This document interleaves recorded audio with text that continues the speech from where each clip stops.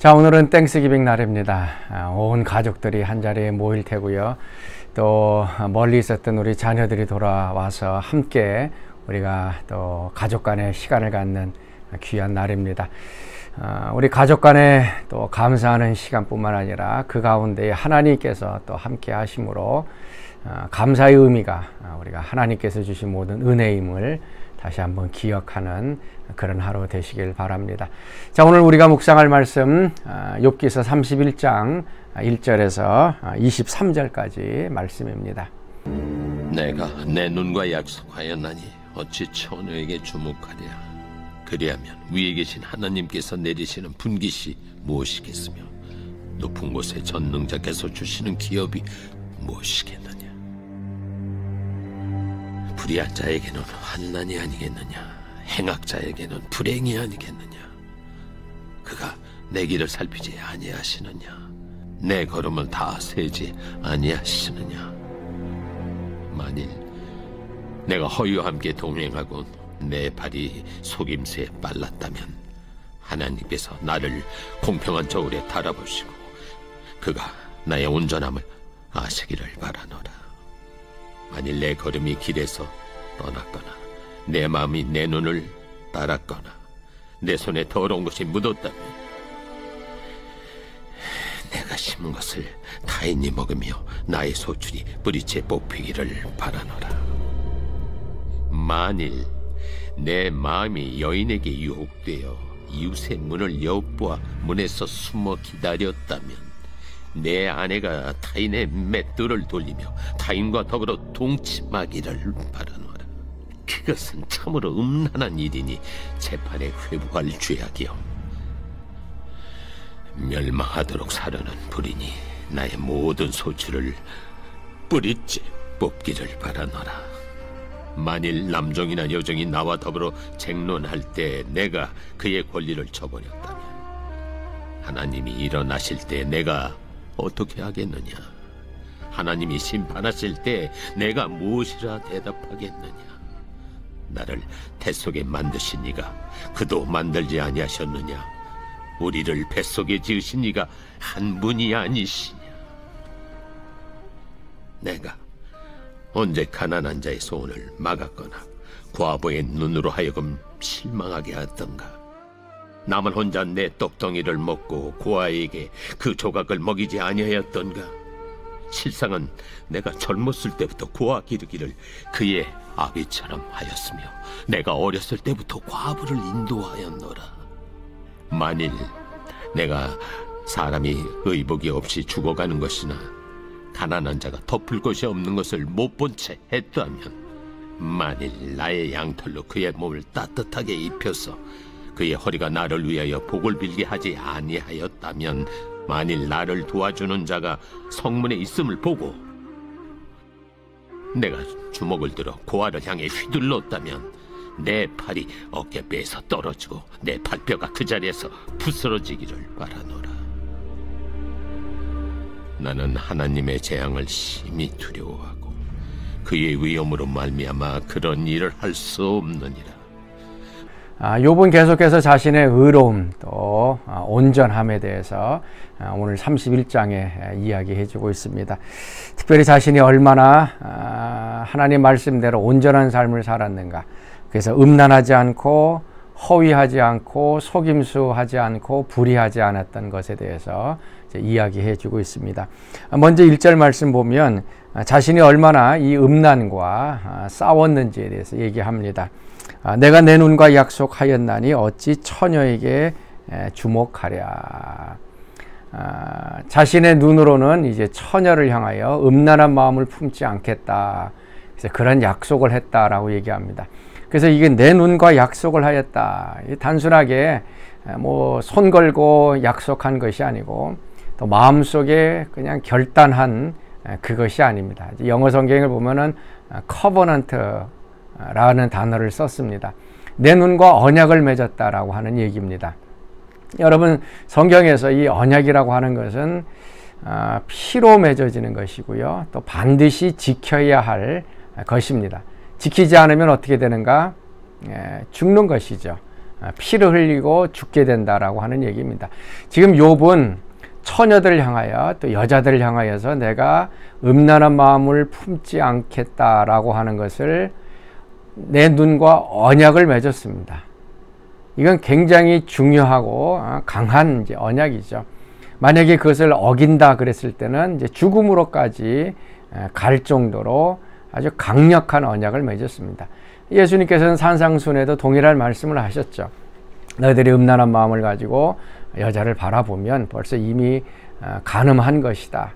내 오른 눈이 음란하거든 그것을 어떻게 하라고요? 빼버리라 라고 얘기하고 있습니다. 예수님도 지금 이것과 비슷한 얘기를 하고 있습니다. 우리 눈이 음란하면 그것을 빼버릴 정도로 이 언약이라고 하는 것은 그렇게 중요한 것입니다. 욥은 자신의 삶이 이 여인들을 향하여 이제 음욕을 품지 않았다라는 것을 얘기합니다. 그래서 두 번째 밑에서도 뭐 10절, 뭐 11절 말씀에도 내 마음이 여인에게 유혹되어 이웃의 문을 엿보아 문에서 숨어 기다렸다면 내 아내가 타인의 맷돌을 돌리며 타인과 더불어 동침하기를 바라노라. 자신이 음란한 마음으로 여인을 받고 그랬다면 내 아내도 다른 사람에게 그러한 음란한 것을 하겠다라고 하는 얘기입니다. 더 나아가서 자신의 삶이 얼마나 정의롭고 또 온전한 삶을 살았는가, 이거를 이제 6절 말씀에 이렇게 얘기합니다. 하나님께서 나를 공평한 저울에 달아보시고 그가 나의 온전함을 아시기를 바라노라. 하나님께서 나를 공평한 저울에 달아 보시길 원한다. 여러분, 저울이 있지 않습니까? 저울이 있는데 오른쪽에는 내가 행했던 선행, 온전함, 거룩함이 있습니다. 왼쪽에는 내가 행했던 죄악들, 또 악행들, 불의들이 있습니다. 이 무게가 서로 다릅니다. 이 공평한 저울을 달아가지고 이것이 팽팽하게 되면 그래도 의로운 것입니다. 그리고 내가 행했던 선행과 좋은 일들이 더 많아져 이쪽으로 기울어졌으면 그 사람은 하나님께 이제 칭찬을 받게 됩니다. 반대로 내가 행했던 선행과 착한 것들보다는 죄가 더 많고 악행이 더 많아서 이렇게 기울어진다 그러면 하나님의 심판을 받게 됩니다. 자, 여러분의 인생을 한번 이 하나님의 공평한 저울에 한번 달아보시길 바랍니다. 자, 여러분 지금 삶 속에서 여러분이 행한 선한 일이 더 많습니까? 아니면은 죄나 악한 일이 더 많이 있습니까? 자, 여러분은 이 저울추가 어떻게 기울어졌을 거라고 생각을 하십니까? 여러분의 선행이 더 많으면 하나님이 칭찬하시고 상을 주실 테고, 죄가 더 많고 이쪽으로 기울어졌으면 하나님의 심판을 받게 되어질 것입니다. 자, 이것이 구약의 유대인들이 생각하고 있는 하나님의 심판관, 율법관이고요. 특별히 무슬림들이 이제 이러한 생각들을 많이 가지고 있습니다. 하나님께서는 공의의 하나님이시고 심판의 하나님이시고, 그래서 내가 지금까지 살아오면서 행했던 모든 선한 일들, 착한 일들, 선행들, 그것보다 또 내가 행했던 악한 일들, 죄가 더 많게 되면 저울이 기울어지게 됩니다. 그래서 마지막 때에 하나님께서 이제 우리 행위대로 심판을 하실 텐데, 지금 이 저울추가 어떻게 되어 있는지를 모르고 있습니다. 그래서 무슬림들은 항상 자신이 이 저울추가 지금 선행이 더 많아지도록, 그래서 죄도 회개하고 악도 떠나지만 선을 더 많이 해서 이것이 기울어지도록 노력하고 있습니다. 그래서 기도도 많이 하고 또 선행도 많이 하고 구제도 많이 하는 이유가 이 저울추가 이 선행으로 이렇게 기울어지도록 하기 위해서 그들이 하는 것입니다. 근데 문제는 지금 그 저울추가 어떻게 되어 있는지, 어떤 방향으로 기울어져 있는지 모르고 있다는 데 있습니다. 자, 그러면 어떻게 됩니까? 마음속에 불안한 것이죠. 지금 내 저울추가 죄가 더 많은지 의가 더 많은지 모르고 있습니다. 그러니 항상 두려움 가운데 선행을 하려고 그러고 착한 일을 하려고 그러고 이렇게 외적으로 좋은 의로운 행동을 하려고 노력하고 있는 것입니다. 그렇게 할지라도 큰 죄 한 번 지으면 이 저울추가 이렇게 쭉 내려가기 때문에 그 사람들은 항상 두려움 가운데 살아가고 있습니다. 이것이 유대인들의 관점이고 또 무슬림들이 생각하고 있는 의로움과 심판입니다. 그래서 그들은 항상 떨고 있고요, 두려워하고 있고 미래에 자신이 천국에 갈지 지옥에 갈지 알지 못하고 있는 것입니다. 근데 우리 복음은 어떻습니까? 우리 그리스도인들은 어떻습니까? 우리는 행위에 의해서 심판받지 않습니다. 행위 때문에 율법을 지킴으로 인해서 우리가 의롭다함을 받고 천국에 가는 것이 결단코 아닙니다. 이걸 로마서 3장 21절 22절 말씀이 아주 분명하게 이야기해 주고 있습니다. 이제는 율법 외에 하나님의 한 의가 나타났다. 율법으로는 의롭다함을 받을 수 없고 아무리 많은 율법을 지킨다 할지라도 율법을 통해서는 의롭다함을 받을 수가 없습니다. 그래서 율법 외에 하나님의 한 의가 나타났다. 그 의가 무엇인가? 22절 곧 그리스도 예수를 믿음으로 말미암아 모든 믿는 자에게 미치는 하나님의 의니 차별이 없다. 이제 행위에 의해서 우리는 이 저울추가 이렇게 기울어지고 그 행위에 대해서 우리는 의롭다함을 받고 천국에 가는 것이 아닙니다. 이제 우리에게는 하나님의 한 의, 예수 그리스도 어린 양이신 그분께서 오셔서 우리를 위하여 죽으시고 피 흘려주시고 그래서 누구든지 예수 그리스도를 믿으면 하나님께서는 의롭다라고 칭해 주시고 그들을 천국으로 들여보내게 되는 것입니다. 바로 그래서 우리가 기독교가 복음인 것이에요. 기쁜 소식인 겁니다.